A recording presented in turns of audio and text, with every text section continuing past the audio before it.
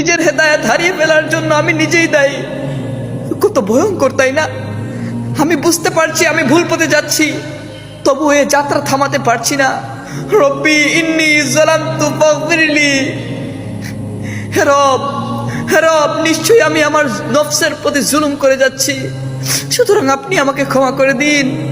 حبيب مسك الختام طول حياتي وفي صلاتي بدعى اصلي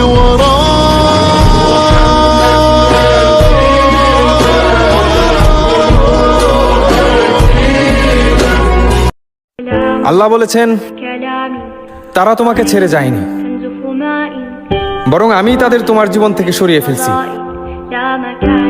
কারণ আমি তাদের সেই সব কথা শুনতে পেরেছি যা তুমি শুনতে পাওনি।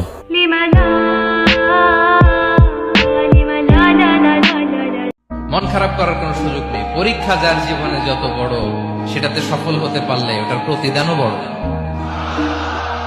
পরীক্ষা যত বড়, এটাতে সাকসেস হতে পারলে এটার রিওয়ার্ডও তত বড়। জীবনের কোনো ক্ষেত্রে হতাশ হওয়ার কোনো সুযোগ নেই। আজকে পারিবারিক ভাঙন বলেন, ব্যক্তি পর্যায়ের আত্মিক ধ্বংসই বলেন, সমাজের বিপর্যয় বলেন, যাই বলেন, পিছনে একটা বড় কারণ আছে। সেটা হলো আল্লাহ থেকে দূরে থাকা মানুষ, আল্লাহ থেকে হতাশ হয়ে যাওয়া। আর এই কাজটা শয়তান করিয়েছে মানুষকে আল্লাহ থেকে দূরে সরানোর জন্য। এই পৃথিবীতে বিশ্বাস বলতে আসলে কিছু নাই। মানে বিশ্বাস খুবই প্রেসিয়াস, এটাকে সস্তা করে দিয়েন না। মানে যখনই আপনি কাউকে অন্ধভাবে বিশ্বাস করা শুরু করবেন, তখন আপনি কষ্ট পাবেন। তো হালাল ভাবে চরিত্র হেফাজত করে রাখেন, আল্লাহ পাক আপনাকে ইনশাআল্লাহ নেককার স্ত্রী দিবেন ইনশাআল্লাহ। জমিনের বুকে দম্ভ অহংকার করে চলো না। তুমি মানুষ খুব তুচ্ছ, তুমি জমিনকে ধসিয়ে দিতে পারবে না। হে মানুষ, তুমি এতই ক্ষুদ্র এবং তুমি পাহাড়ের উচ্চতায় পৌঁছতে পারবে না। রহমানের বান্দার প্রথম বৈশিষ্ট্য হচ্ছে নম্র ভদ্রভাবে তারা সমাজে বিচরণ করে। আল্লাহ থেকে এসেছি, আল্লাহ ফিরে যেতে হবে। মানুষের জন্য দুটো গন্তব্য, হয় জান্নাত অথবা জাহান্নাম, এর বাইরে কোনো গন্তব্য নাই। আর এই গন্তব্য পাওয়ার জন্য একটা পরীক্ষার ক্ষেত্র আল্লাহ পাক দিয়েছেন এই দুনিয়ার জন্য। কর্মফল কিন্তু খুবই ভয়ঙ্কর একটা জিনিস। তুমি আজকে যেটা যার জন্য করবে, যার সাথে তুমি যেটাই অন্যায় করে করবে, সেটা একদিন পরে হলেও তোমার কাছে ফিরে আসবে। কর্মফল এত বড় একটা ভয়ঙ্কর একটা জিনিস। সেজন্য একজনকে কষ্ট দেওয়ার আগে, দুঃখ দেওয়ার আগে 100 বার ভেবে তারপরে দুঃখ দিবে।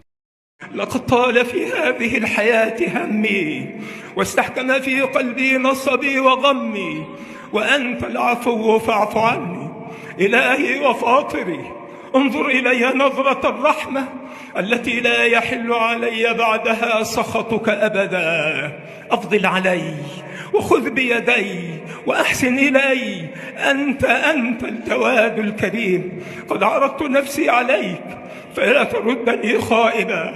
সঙ্গী হচ্ছে স্বস্তির জায়গা, আরামের জায়গা, শান্তির জায়গা, জান্নাতের একটা বাতাসের জায়গা। এই সঙ্গী যদি আপনার জীবনে স্বস্তির কারণ না হয়, মানসিক শান্তির কারণ না হয়ে মানসিক চাপের কারণ হয়ে যায়, এই সঙ্গীতে আপনি কি করবেন? সঙ্গী মানে হচ্ছে একটা বিশ্বাসের জায়গা, একটা ভরসার জায়গা। সঙ্গী মানে হচ্ছে কেউ আমাকে বুঝবে না, এই মানুষটা আমাকে বুঝবে।